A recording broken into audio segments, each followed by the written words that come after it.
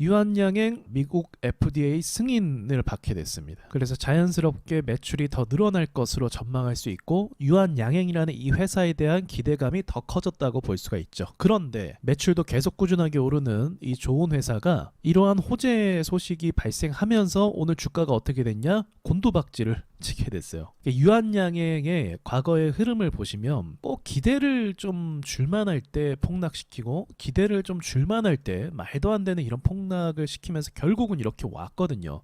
이게 국내 바이오 종목의 좀 특징인 것 같아요. HLB도 사실은 좋은 소식이 있었지만 그 올라오는 과정이 쉽지 않았고 또 최근에 들어서는 풋모커가 거절을 받아서 주가가 지금 약세 움직임으로 가고 있잖아요. 그러니까 참 이런 부분이 어렵게 만드는 것 같아요. 그럼 그런 궁금증이 있으실 것 같아요. 호재가 발생을 했는데 왜 주가가 떨어졌을까? 우리가 좀 주식을 하다 보면 선반영이란 말을 많이 들어보셨을 거예요.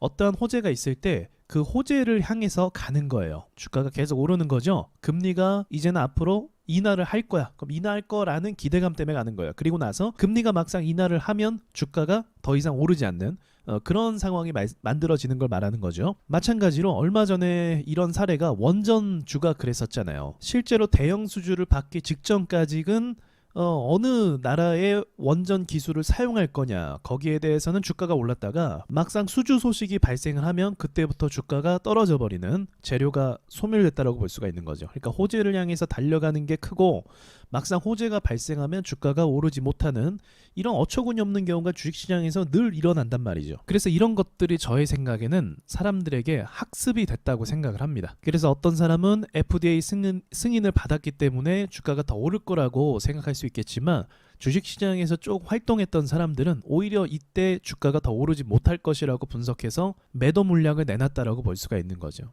골 때리는 거예요. 사실 이게 비정상적이죠. 그런데 전 한편으로 그렇게 좀 생각이 들어요. 엄청난 호재고 그리고 또 매출이 실제로 늘어날 것에 대한 기대치를 한 몸에 받은 게 맞는데 그런 거에 비하면 주가가 많이 오른 건 아니다고 봅니다. HLB 같은 경우는 여기서부터 3만원대부터 12만원대까지 많이 오른 건 맞잖아요. 그런데 유한양행은 보합 박스권 가격을 5만원으로 잡는다면 10만원까지 밖에 못 오른 거예요. 그것도 최근 들어서죠. 그래서 재료 대비해서 상승폭이 제가 봤을 땐 좀 적다고 생각하고 아까 말씀드렸던 요즘에 이런 선반영을 인식을 해서 오히려 호재가 있을 때 사람들이 던지는 게 시장에서 유행이거든요. 그래서 이런 유행에 따라 매도 물량이 나온 것이 아닌가 생각이 들기도 합니다. 그렇다는 건 저는 어쩌면 추세가 괜찮기 때문에 앞으로 올라갈 가능성도 있다고 보고 있어요. 그러면 우리가 그런 가능성만 보고 또 매수할 수 없잖아요. 왜냐하면 오늘 투매 매물량이 엄청나게 강했기 때문에 자 분봉 보시면 여기 있는 물량이 엄청나게 가파르게 쏟아졌죠. 그래서 여기 물린 사람이 엄청 많을 거예요. 그래서 여기 있는 사람들이 추가적으로 또 매도를 하게 되면 추세가 당분간 또 꺾일 수도 있거든요. 그래서 섣불리 들어가는 거는 좀 어려울 것 같고 이게 만약 소형주면 금방 올릴 수 있어요. 뭐 거래대금이 앞에 쌓인 것도 얼마 없고 물린 사람도 얼마 없으면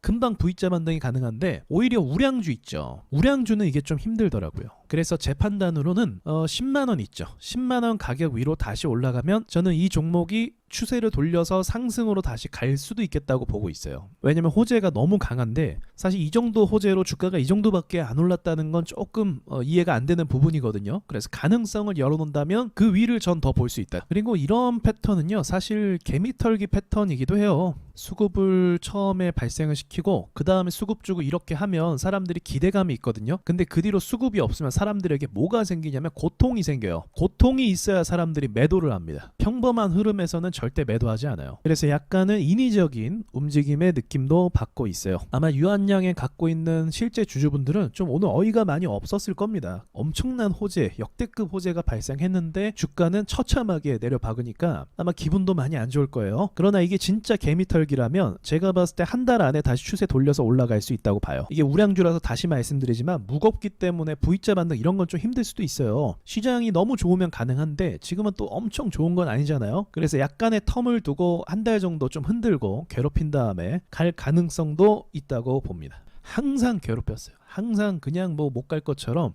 계속 털어내고 올라갈 것 같으면 털어내고 결국은 올라가잖아요. 어제 화성 밸브도 이 관점으로 말한 거죠. 화성 밸브도 과거 흐름이 엄청나게 터는 그런 모습을 보여줬잖아요. 만약에 얘가 추세 바꿔서 올라가면 전 바이오에 훈풍이 불 거라고 생각을 하고 있어요. 그렇지 않아도 바이오주가 요즘 좀 약세 움직임이 있고 오늘 HLB가 또 좋지 않은 흐름으로 마감을 했거든요. 둘 다 우연이겠지만 10만 원이 의미 있는 저항대네요. 아까 유한 양행도 10만 원을 넘는 게 중요한데 둘 다 손잡고 10만 원 넘으면 참 볼만 하겠네요. 분위기도 확 바뀔 것 같고. 근데 아직 이런 저항이 밑에 있으면 주가가 어떻게 움직일지 모른다. 이후에 추세 바꿔서 움직이면 다시 한번 또 영상 만들도록 할게요. 자, 오늘 고생 많으셨습니다.